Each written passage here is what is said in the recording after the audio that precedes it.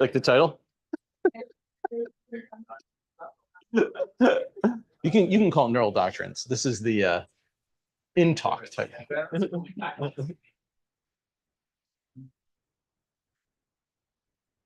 We good? Great. Okay. Let's get started. Obviously, I'm not Edouard Macheri. I hope Edouard is where he wants to be rather than in some airport waiting for another flight. I think he is safe for me, but he's not here. So I'm here to just do the usual intro and also announcement of upcoming talks, of which we have a lot. So the first one I just want to mention is an ALS, annual lecture series talk by our own Jonathan Fuller. This Friday, November 14th. And remember that's at 3:30 p.m. Not at meetings. That could be downstairs. At 3:30 p.m. John Fuller. The title of that is "What's in a Diagnosis Towards a Philosophy of Diagnostic Medicine."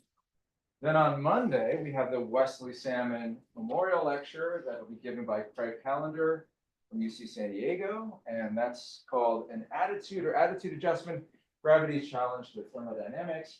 And let me emphasize, because I've already gotten this wrong once, let me emphasize that it is Monday, November 17th, and it's at 3 p.m. in the William Pitt Union, the Assembly Room, which I now know where that is. Don't mention that, Kate. And actually, after that, Kate Findlay, also a fellow here, will be talking on Tuesday, November 18th, 12 p.m. Title of that talk is Mechanisms in Machine Metaphors and Psychiatry.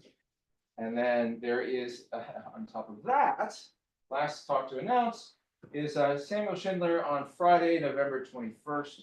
And that is an online-only featured former fellow talk. And Samuel Schindler will be talking on the limits of AI-driven discovery in science. Okay, I think I got all the announcements out of the way. It's my pleasure to introduce my friend David Barak, who is, as many of you know, a Center Fellow this semester, also at Lingnan University in Hong Kong.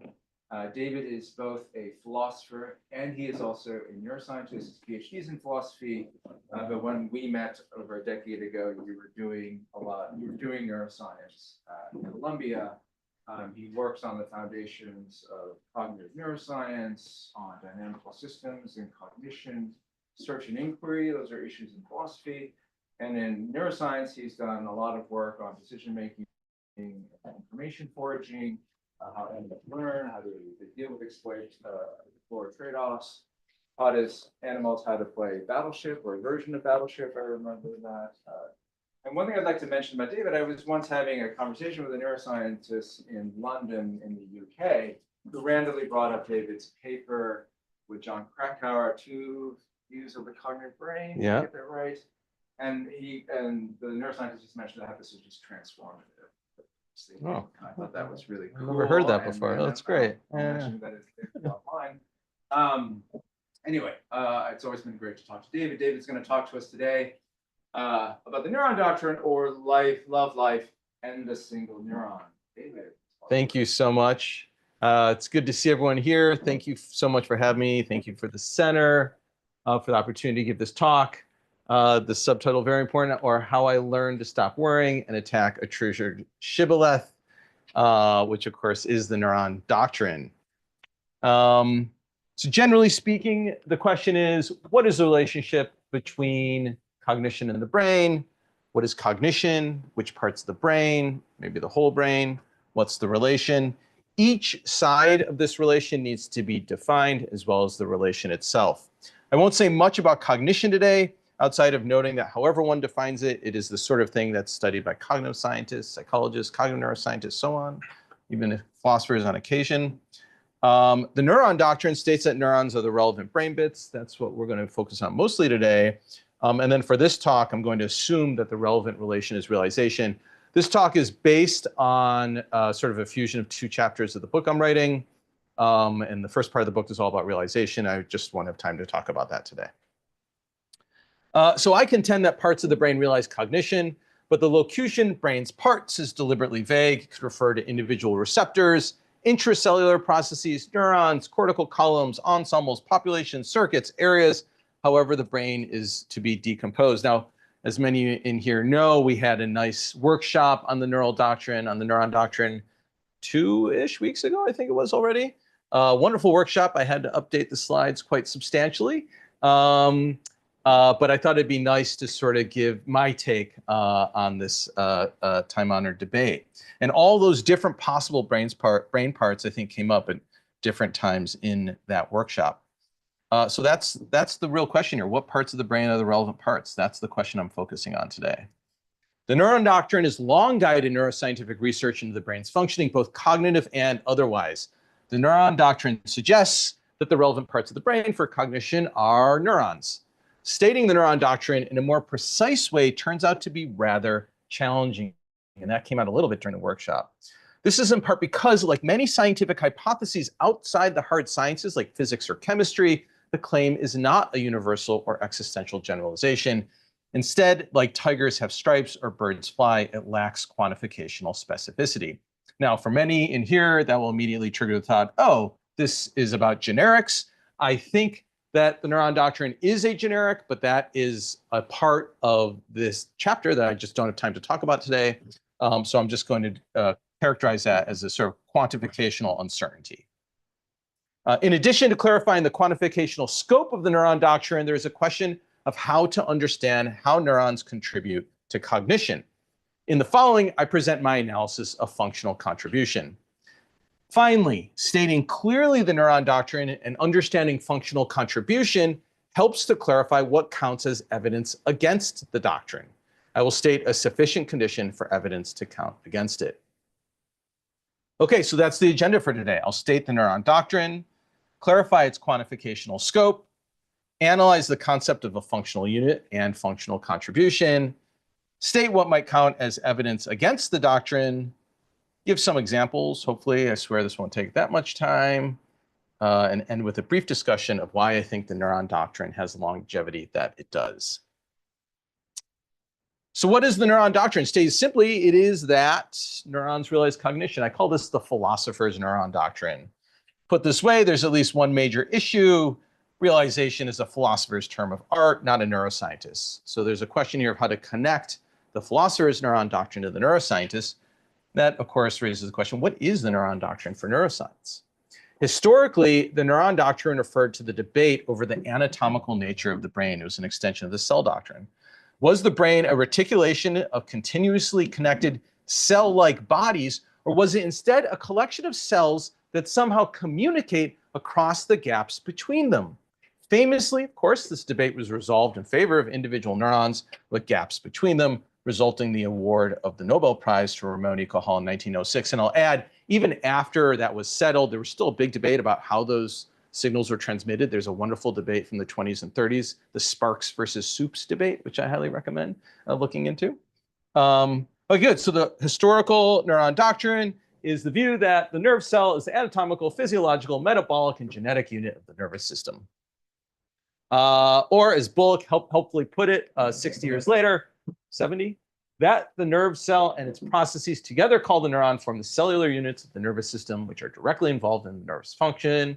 The neuron has classically come to be regarded as a functional unit. Note that Bullock in 59, he is using this phrase here, functional unit. This is not a philosopher's fiction. This is a term that's turning up in the neuroscience itself. So the anatomical Neuron Doctrine is that the neuron is the anatomical functional unit in the brain. This historical anatomical Neuron Doctrine, however, should be distinguished from two other related neuron doctrines. And I don't think the philosophical or neuroscientific literature is very careful about this. Second, there's what I call the sensory motor neuron doctrine.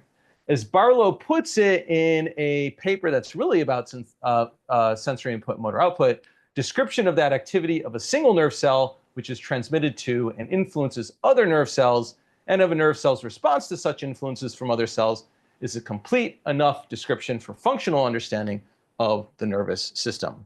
So, unsurprisingly, the sensory motor neuron doctrine is that the neuron is the sensory motor functional unit in the brain. Third, there's what I call the cognitive neuron doctrine. This is a more nebulous thesis that maintains that the unit for cognition is the single neuron.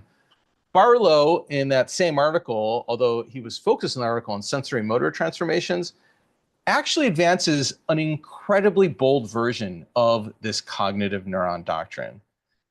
He says, thinking is brought about by neurons, and we should not use phrases like unit activity, reflects, reveals, or monitors thought processes, because the activities of neurons quite simply are thought processes. I really love this quote. It's super bold. I don't think it's wrong, depending on how you interpret the copula here.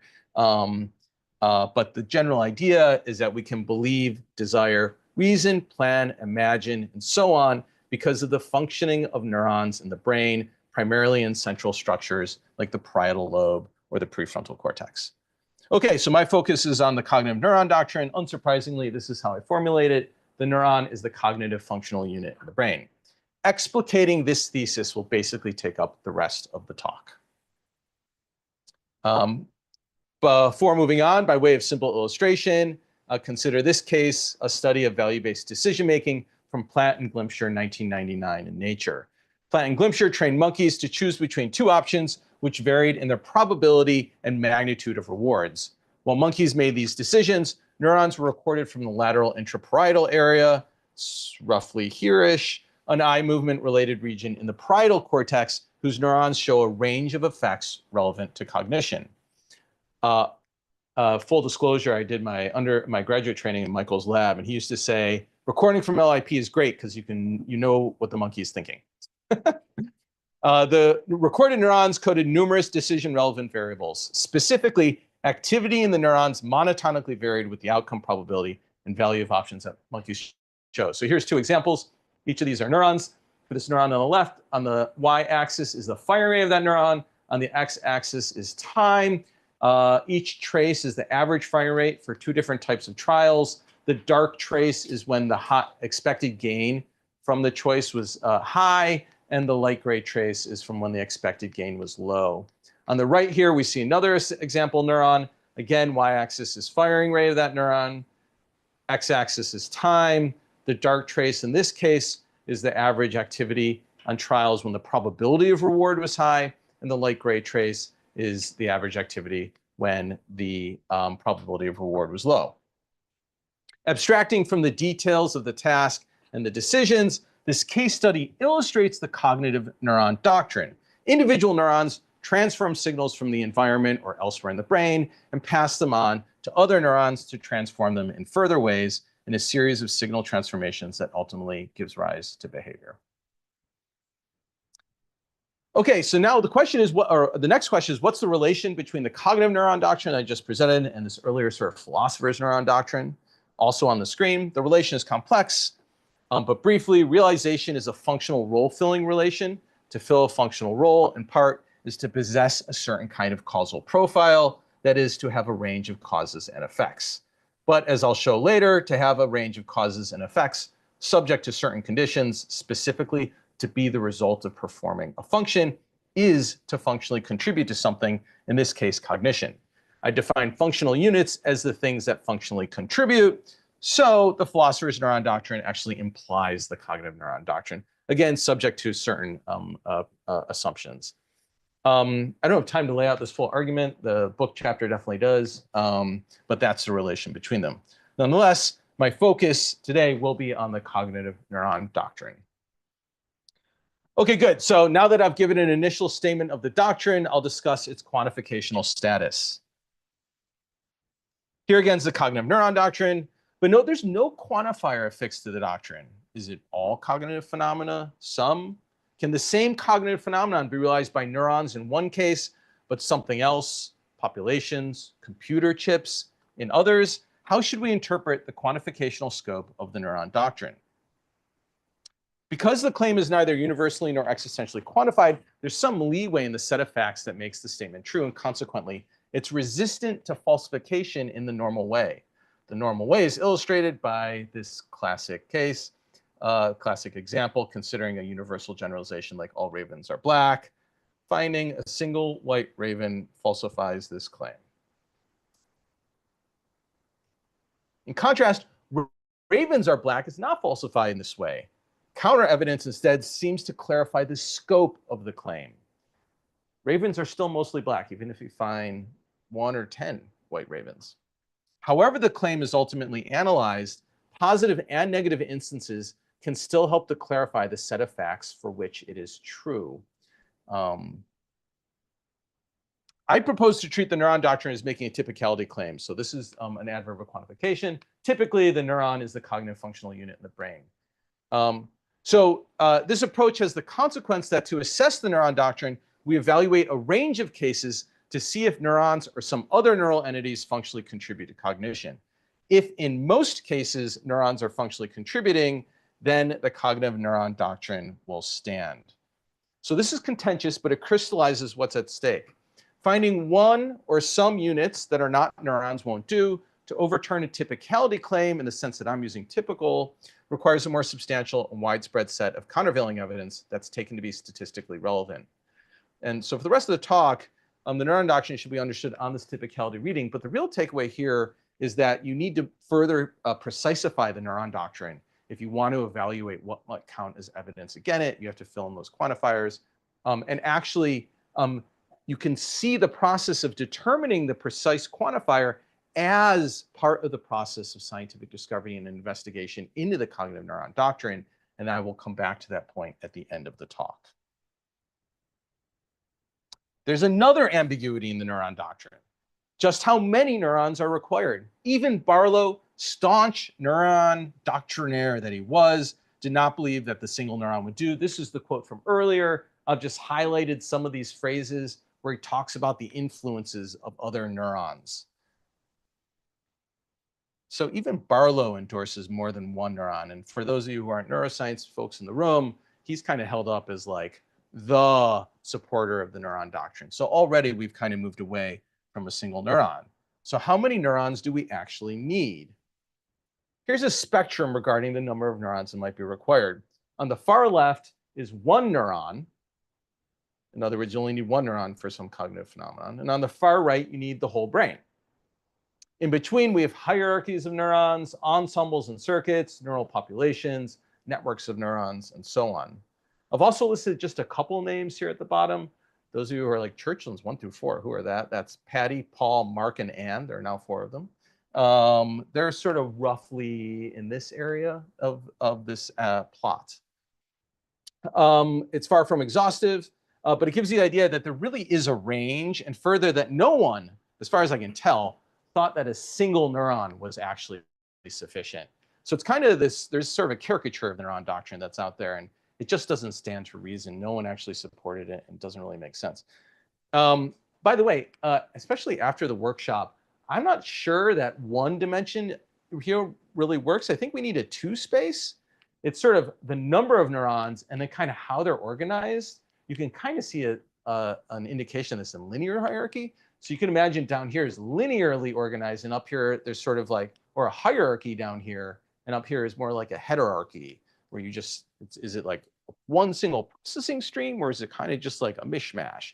And these theorists and experimentalists would distribute differently on that 2 space, but I didn't have time to sort of think that through and arrange for that. But I think that's probably what's really going on. You'll notice also I'm not on here.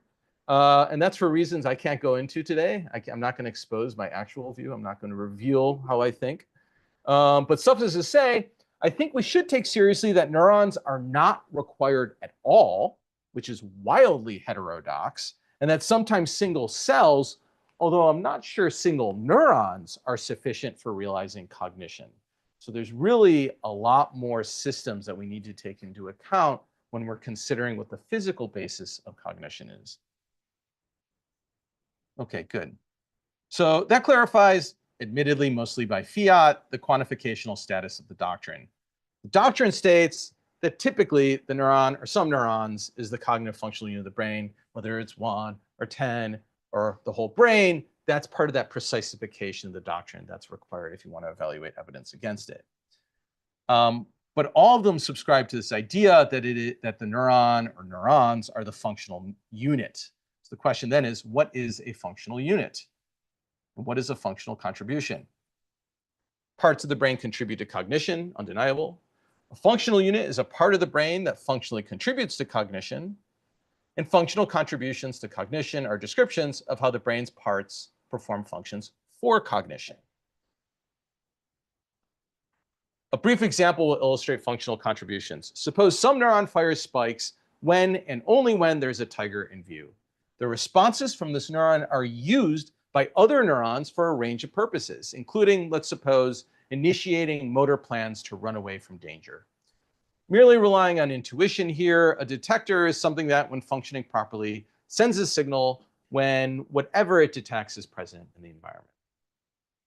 Then the tiger neuron is a tiger detector, and its functional contribution to running away from danger is to detect tigers. It performs the function of detecting tigers for running away from danger. This intuition can be mined for an analysis of functional contribution. And I'll add that the sense of function here, I'm not taking a stand on. Whatever sense of function you use, you're going to need to make sense of these kinds of claims. Okay, so to perform a function for cognition, the unit must perform some function. It must help cause the output of the cognitive operation. I say help cause here because the units performing a function can functionally contribute even if that functional contribution is not sufficient for the output. And that cause must be the result of the unit performing the function. So it can't be sort of an accidental effect of that function performance. Okay, so this is my proposal for functional contributions. However, there is this weasel phrase here. What do I mean by help cause? I propose this analysis of functional contribution that I'm going to slowly walk through. Helps cause is basically interpreted in a probability raising way. FC states that for unit O, activity phi, system S, and function F, O positively contributes to F if this is basically a log odds ratio right here. If this log odds ratio is greater than 0. So FC claims that if the log of some measure of the probability, the M's are measures, if some measure of the probability that the system F's given some measure that the unit O phi's is greater than the same measure of the probability that SF's given some measure over O not phiing, then the phiing of O positively contributes to the performance of the function. Negative contribution would be if that log odds ratio dropped below 0. This is part of a sufficiency claim, not a necessary one. There may be other ways of analyzing functional contributions. I'm assuming that the unit O's engaging in activity phi causally impacts the systems performing the function F in a Woodwardian ideal intervention sense. But besides causal contributions, there could be constitutive contributions, which I don't address in this talk or even actually in the book. And that's why this is only sufficient and not necessary. There might be other ways to functionally contribute. Okay, so the intuition here is that if some measure of the activity of a unit contributes to the performance of some measure of a function of some system, then the probability of the systems performing the function should be greater when the unit engages in that activity than when it does not. That's the intuition. Note that the system might be an organism performing some function, like the tiger running away from danger, but it might also be part of some larger system, and it performs that function for the larger system. So tiger detection might be part of like a fear program within the brain itself, and that would be the containing system. On this analysis for quantitative function performance, engaging in the activity or not should be read as taking specific values. For qualitative function performance, the unit either engages in the activity or it does not. You can treat it like a Bernoulli variable. This analysis then is a comparative measure of functional contribution, where engaging in the activity is compared to not doing so. Taking the log transforms this measure, this ratio, such that if the log of the ratio is greater than 0, then the unit positively contributes to the systems performing the function. If it's less than 0, then it negatively contributes. It's just a log odds ratio. Couple of caveats. First, the measures M and M prime are a specification of how the activity of the unit or the performance of the function is measured. The simplest such would be a point estimate of the activity, but other moments of the distribution, like the variance or the kurtosis, could be specified, including and so that's why I include measure. Including the measure is required because on some measures, the functional contribution claim will come out false. For example, if you just assess the mean, but it will be true on other measures. For example, a change in the variance in the performance of some function as a result of the unit engaging in activity need not be accompanied by a change in the mean. I didn't have time to walk through it here. This definition is actually built out of approaches from Daniel Steele and Andrew Rubner. And that's one of the main problems with both of those approaches, is that they're unable to handle the variety of different kinds of effects depending on whether you change means or variances and so forth. And that's why I include this measure. Second, O's phi refers to O engaging in a specific activity phi, not a class of activities. So in the tiger detector example, to understand if the neuron spiking contributes to running away from danger, then the neuron spiking at a specific rate R should increase the probability of running away. Some other rate R prime not equal to R would need to be separately evaluated for its functional contribution.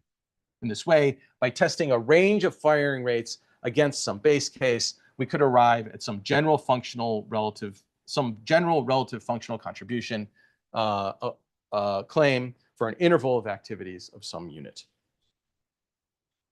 I've deliberately left it vague how O can fail to phi. This might mean that O does not phi at all, or that O phi is in a way distinct from the claim under evaluation. Perhaps you choose, as I mentioned a moment ago, some sort of base rate at which a neuron might be active. In the tiger detector case, the question will be whether the neuron's firing at some other rate or not firing at all than the one specified in the claim under evaluation, or some other measure of the same rate can increase the probability of running away relative to the rate being evaluated. So this implies a range of functional contribution comparisons. They're also relative. So on my approach, functional contribution is essentially relative. As it's cast here in this definition, then assessment of functional contribution is relative to the object not engaged in the activity. And then finally, unsurprisingly, as I noted before giving the technical mathematical assessment, O's phi is a function performance. It's not just engaging in any causal activity. Okay, by way of illustration, very briefly, here's a case study of risky decision-making. In this experiment, monkeys made a choice between a safe option, which delivered a set amount of juice, and a risky option that either delivered a large amount of juice or a small amount of juice with equal probability, where the expected values of the two options were equal. So this is an assessment of risk preferences. This is the task scheme on the screen. The monkey fixates, saccade targets come on the screen. Extinguishing a fixation cue is the go cue. The animal can make a choice. They make a saccade to one of the choices. They find out what they earned, and then there's an intertrial interval, and the trials start over.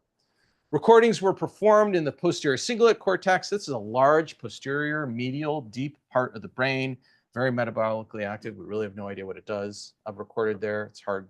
It's big in humans. Doesn't even exist in rats and mice. And this revealed activity that correlated with the outcomes of decisions and whether the monkey decided to switch from the safe to the risky on the next choice, or from the risky to the safe option on the next choice. To assess the causal relevance of this activity, Hayden and colleagues microstimulated the posterior cingulate cortex. That's where they lower an electrode directly into that part of the brain, and they basically zap it. They uncovered an effective stimulation following choice of the risky option, but not the safe. And that's what you see here in this plot on the right. So on the x-axis here, on the x-axis here is whether they were considering if the animal switched after they had previously chosen a risky choice or after a safe choice. On the y-axis is how often the monkey switched from risky to safe, or from safe to risky, relative to a baseline probability of switching. So that's why it says % change. So you look at the trials where the monkey chose the risky option. You see how many times in the next trial the monkey chose the risky, which is choosing the same option, and how many times the monkey chose the safe, which would be a switch. And the probability of switching was higher than baseline only after stimulation following risky choices. This can be quantitatively specified using numbers in the publication that I, for all of your sakes, have left off the screen. And actually the log ratio evaluates to 0.12, which is greater than 0. Supposing that the current injection from direct microstimulation results in increases in neuronal spiking, which is reasonable, this log ratio supports the claim that increases in fire rate in posterior cingulate neurons functionally contribute to switching from risky to safe choices, and hence that the posterior cingulate performs a function of strategy switching in these kinds of value-based decision tasks. Okay, so we now have an analysis of functional contribution and hence functional unit in hand. Granted the foregoing, what would count as evidence against the neuron doctrine? Here again is the cognitive neuron doctrine. What kind of evidence is sufficient to count against it? Recall from earlier the various ambiguities in the doctrine. I'll just highlight some of them. To count as evidence against the doctrine, precisification of the claim is required. Typically, one, two, many neurons are the functional unit in the brain for one, two, many cognitive. So there's all these sort of dials and levers that are implicit in the doctrine. And to really evaluate evidence, you kind of have to precisify the doctrine and arrive at a specific hypothesis. In particular, each precisification requires specifying just how many neurons and for just how many or which cognitive functions we're talking. I will say that these precisifications, I think, are consistent with the intuition behind the neuron doctrine that it is neurons that matter, whether you have one, two, or many of them. But I don't think that that kind of concern is actually all that interesting. In other words, whether this formulation captures the neuron doctrine in some sense, so much as it provides power to explain the way that neuroscientists go about investigating the neural basis of cognition. And hopefully that'll be clear over the remainder of the talk. Granted that precisification is required, one might wonder about how to state a general sufficient condition for evidence to count against the doctrine. Here is such a general sufficient condition. Counter evidence, CE. The functional role of the proposed functional unit U that functionally contributes to cognitive phenomenon C, so now we're focused on one phenomenon, does not partly fill the functional role of neurons N for that cognitive phenomenon, and the functional role of the neurons N does not fill the functional role of unit U. So let me unpack this. Kind of complex. The intuition is that discovering a functional contribution of something where that contribution is independent of some neurons or some groups of neurons contribution would be sufficient to count as evidence against the doctrine. The number of neurons, of course, is determined by the precisification, as I mentioned a moment ago, of the doctrine's claim. So for example, some functional contribution of axons to cognition. Everyone remember what a neuron looks like? In case you don't, it's like your hand. Here are the dendrites. Here's the cell body. Here's the axon. This is classically considered the part along which the outgoing signal is sent, although we now know that's false. Action potentials actually propagate into the dendrites, but we can pretend the toy model's right. So when I talk about the axon, I'm talking about the long part that sends output signals. So we can, for example, some functional contribution of axons to cognition can still count against the doctrine, even though axons are parts of neurons, so long as that functional contribution of axons does not itself fill part of the way that neurons would functionally contribute.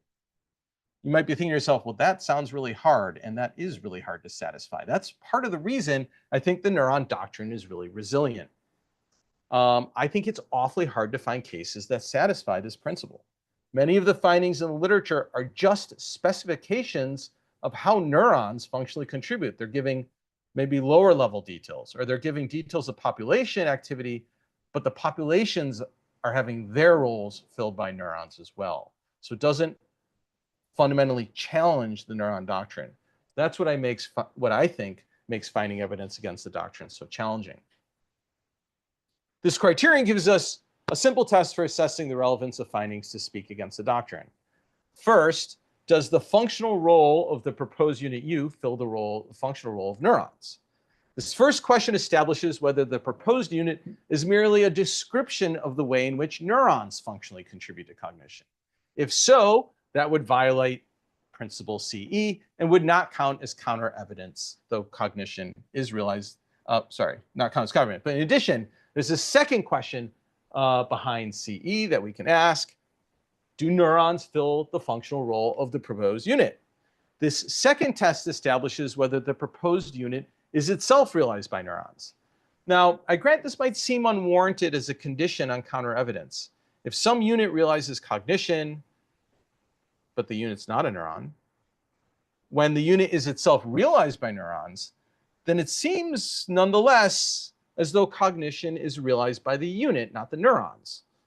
the realization relation for the neurons involves the unit, not the cognitive phenomenon. The fact that neurons realize the unit instead helps explain the unit, not cognition. So it seems like there might be a mismatch. In reply, I'll note two things. First, that point does not threaten neurons as the neuroscientific basis of a realization hierarchy in cognitive neuroscience. Realization is standardly thought to be a transitive relation, and so neurons would still count as realizing cognition in the case where they realize the functional unit that in turn realizes cognition. Second, in such a case, neuroscientific explanation would still bottom out in neurons. And this explanatory bottoming out would undermine the force of describing the proposed alternative functional unit. For evidence against the doctrine, then, in short, we have to ask the question, does U realize neurons or is U realized by neurons? If yes, then the proposed functional unit does not undermine the cognitive neuron doctrine. Instead, it's just fleshing out the details. Okay. Having presented a sufficient condition for evidence to count against the cognitive neuron doctrine, I'll turn to briefly discuss two examples. My aim here is not to overturn or to support the doctrine, but just to show you how the sufficiency condition works. Evaluating the doctrine itself would require something like a comprehensive survey of the evidence, which, as one can imagine, is immense and quite varied and goes far beyond the scope of this talk. So here again is a sufficient condition for counter evidence to the neuron doctrine. Let's take this principle out for a spin. For the first example, consider calmodulin kinase 2 cascades, CAMK2 cascades. Memory is realized in part by these intraneuronal signals inside the neuron, these CAMK2 cascades that link stimuli with outcomes. These are intraneuronal signaling processes that support what's called long-term potentiation, which is the hypothetical neuronal basis of memory. These cascades play a causal role in generating the excitatory postsynaptic potential, which is the result of signal transmission across the synapse. On the left here is a diagram of a typical setup for stimulating hippocampal neurons. So here's a CA3 pyramidal neuron. It sends axons, which are called Schaefer collaterals, to CA1 pyramidal neurons. Here's a recording electrode recording the voltage potentials. And then you also have a stimulating electrode, which stimulates those Schaefer collaterals and sends that signal on to the recorded neuron. On the right are measurements of voltage potential. That's the excitatory postsynaptic potential. It's a measure of that voltage potential on the y-axis, and on the x-axis is time. At time 0, a tetanus is applied by using the stimulating electrode onto that Schaefer collateral. A tetanus is just a stimulus consisting of many high-frequency pulses, and the excitatory response is measured. It is very high, you'll notice, just after the tetanus. Next, the postsynaptic response to presynaptic single pulses from the stimulating electrode is measured at many time points after the tetanus-initiated facilitated response. The top line here of filled triangles is a control condition, and the bottom line of open triangles is when there is a blockade of this CAMK2 molecule. You can see that the initial response is weakened, so there's a difference here in the peak response, as well as, crucially, the longitudinal response, which fades in the CAMK2 blockade, but does not fade. It actually lasts, in some experiments, can last for weeks or even months in the control condition. So what happens here is the CAMK2 maintains a kind of internally activated state. That's a memory trace within the neuron that allows for expression of certain receptors, and those kinds of changes in the neuron last a long time. That's what's needed for this excitatory facilitation. Okay, so CAMK2 cascades functionally contribute to memory. Now for the two questions. Actually, we just need the first one. does the functional role of these intraneuronal signals fill the role of neurons? Yes, they do. CAMK2 cascades partly fill the functional role of the neurons in which they occur, and therefore our principle C is not satisfied. The reason they fill that role is that the facilitation of the neuronal responses in memory is characterized by the sustained excitatory response. But that sustained response is realized in part by those cascades. So what's been uncovered here are just details about how the functional roles of the neurons are being filled by things within the neurons. But that violates our principle CE, and so CE is not satisfied, and so this does not count as evidence against the doctrine. Okay, so the first case I discussed looked inside neurons, but what about groups of neurons? Let's go bigger. First we went smaller, let's go bigger. By way of a second example, consider a case of time estimation involving the prefrontal cortex. I really love this example. In this example, neural activity in the dorsal medial prefrontal cortex, roughly here, a region near the front of the brain, carries information about time by traveling along a one-dimensional manifold in activity space. So let me unpack all that. To study how the brain estimates times, neuroscientists use the ready, set, go task. In the ready, set, go task, monkeys waited through an interval of time and then delayed their response until they estimated an equivalent amount of time had elapsed. So what happens is monkey's sitting here, he sees this trial start cue come on the screen, there's this target that comes up next, then the ready signal is communicated. That's this circle around the fixation square. Some amount of time elapses, and that circle around the fixation disappears. That's the set point. Ready to set was called the estimation epoch. And then the monkey waits an amount of time that they estimate matches the amount of time that they sat through from ready to set. And then they make a movement to that target, and that is labeled the go. The time from set to go is the production epoch. Estimated times were drawn from two distributions, short and long, which were signaled to the monkey by the color of that central fixation cue. Monkeys are really good at this task. So on the, shockingly good. So on the y-axis here is the time that the monkey estimated they waited. On the x-axis is the time that they actually waited, that elapsed. And you can see there's a very close linear relationship, both for the short distribution of times here in orange and red, as well as the long distribution of times here in blue. In addition, you'll notice there's this sort of characteristic sigmoidal shape that's consistent with the Bayesian computation of the time they experienced, where the shortest times in each distribution are reliably overestimated because they're pulled towards the mean, whereas the longest times for each distribution are reliably underestimated, again, because they're pulled towards the mean. Okay, so this research paper, this group from Son et al., they recorded from the dorsal medial prefrontal cortex. But to understand how neural activity gave rise to this behavior, neuroscientists, they recorded from many neurons in the brain, and then they engaged in something called dimensional reduction of that activity. One technique for doing so is principal components analysis. That's actually the technique that they use, also called eigendecomposition. Let me walk you through the concepts behind this analysis. Consider that neural activity can be described as a high-dimensional neural space. That's what I've depicted on the screen. Each of the n neurons in a population defines a dimension, and the value along that dimension is equal to the firing rate of a neuron. Call this the neural space.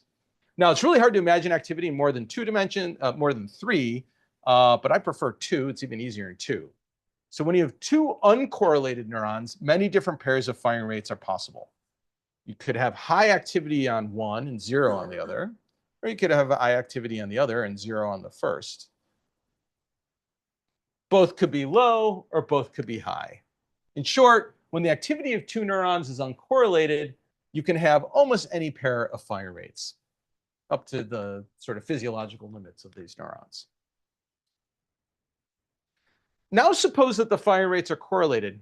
The neuron's activity is much more constrained. Not every pair of fire rates is possible. In fact, very few are. In this case, we can draw a new line right along the diagonal, which runs almost perfectly through those pairs of correlated firing rates. This line can be thought of as a new dimension that's been drawn through our pairs of points. We can visualize the data using these new dimensions, starting with that best fit line. We now have a new neural space defined by these two dimensions. In this way, we can display the neural activity in our new space. Now, I've shown this for 2 neurons. The concept actually applies to any number of neurons. Crucially, note that these new dimensions no longer line up with the activity of any one of the neurons. Turning back to the case study, while monkeys performed the ready, set, go task, neurons in the dorsal medial prefrontal cortex were recorded and their activity analyzed using principal components analysis, which I just described. Activity was then plotted in the top 3 new dimensions for the long times here in blue and the short times here in red. Now, as I established earlier, showing that these effects and this low dimensional latent activity functionally contributes would require perturbations. But there are a couple of features of this space that supports the claim that they functionally contribute anyways, because in this particular study, they did not do perturbations, although they have since done perturbations to confirm these findings. You'll notice there's different what are called manifolds or sets of trajectories for different distributions. For the short distribution, it's a lower curvature, so it's a bigger circle. For the longer time distribution, you had a higher curvature or kappa, so you had a smaller circle. For a given distribution of times, let's suppose you're in the long distribution, neural activity would sort of follow this kind of manifold. And if you were at the 800 millisecond mark, it would tend to stop around this point.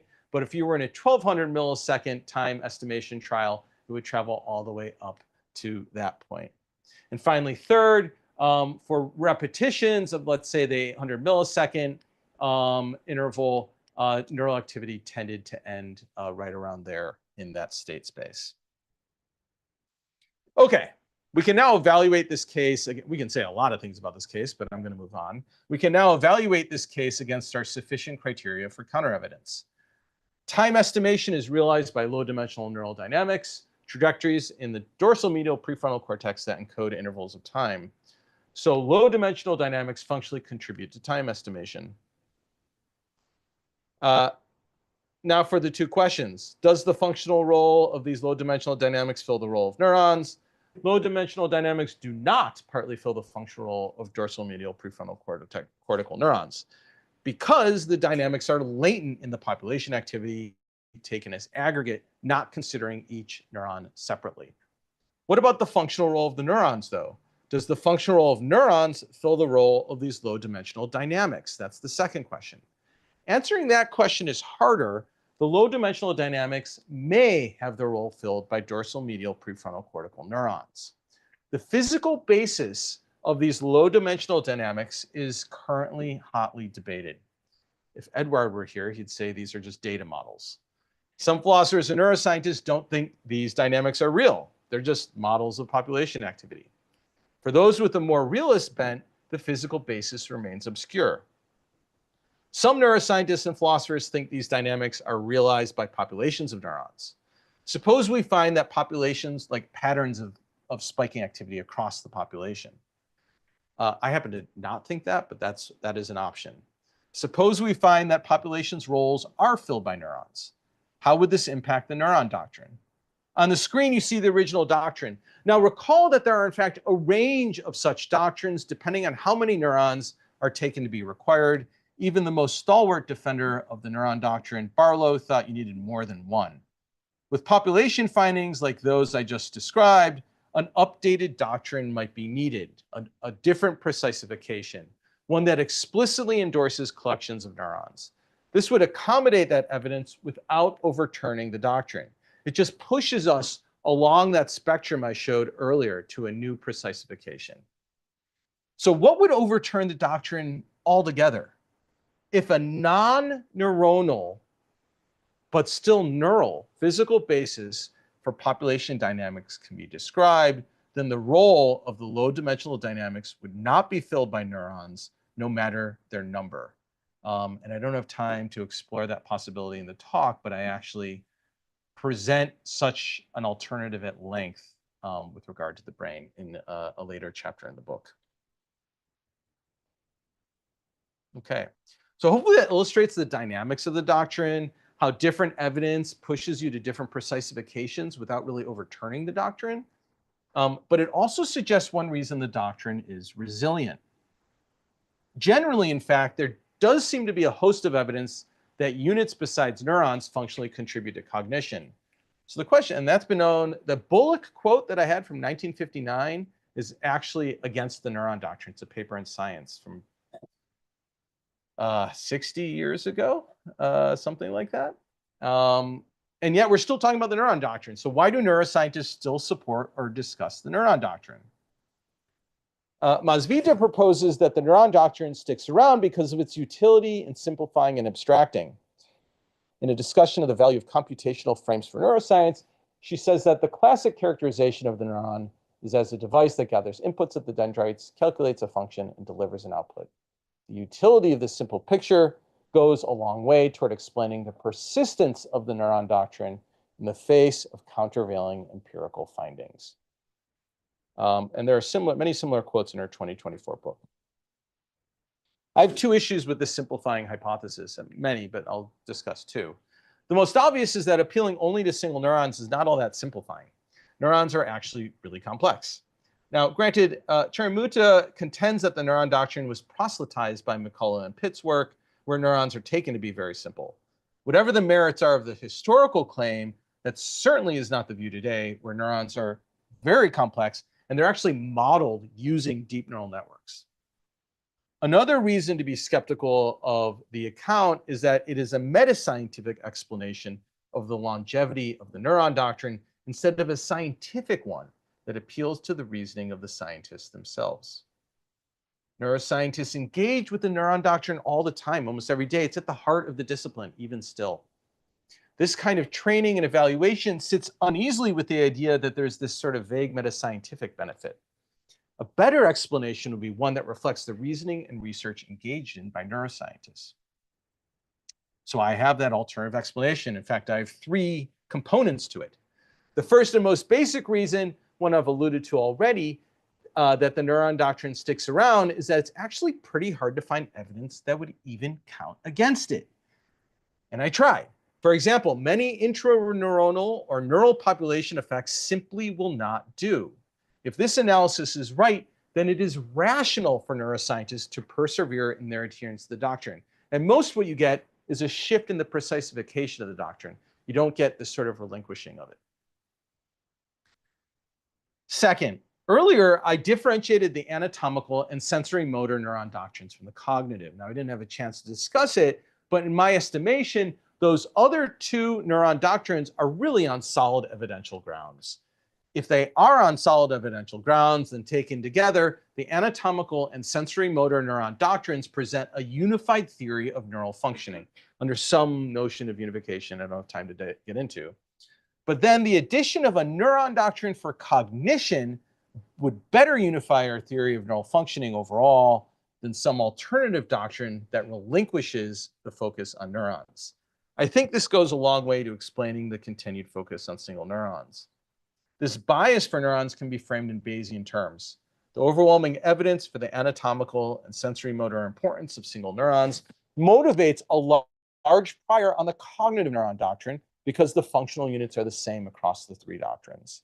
Because of this high prior, lots of evidence would be required to overturn the doctrine. And finally, third, because the evidential and Bayesian justifications, my treatment of the Neuron Doctrine above provides a third justification for the Neuron Doctrine's resilience. As information is gathered, uncertainty about the quantificational scope of the Neuron Doctrine is reduced. This provides a novel zetetic or inquiry-related justification for the focus on single neurons.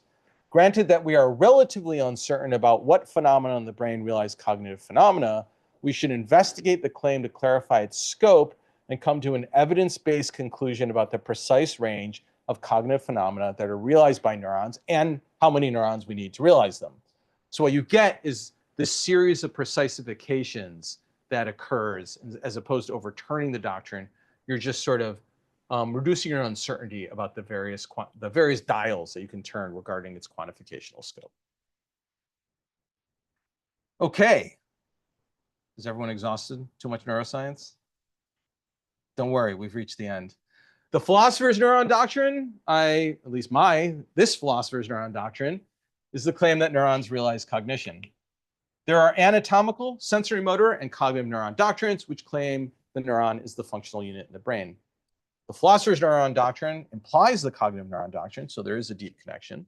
Some unit functionally contributes to a cognitive function when, by performing that function, some function, it causally increases the probability of the cognitive function's performance. And finally, the cognitive neuron doctrine is resilient because finding evidence against it is really hard, as I detailed and described at length with the counter-evidence principle CE. It accords with the anatomical and sensory motor neuron doctrines, and it has unclear quantificational scope, which is clarified over the course of investigation into the neural basis of various cognitive phenomena. Thank you so much for listening today, and I'm happy to take some questions.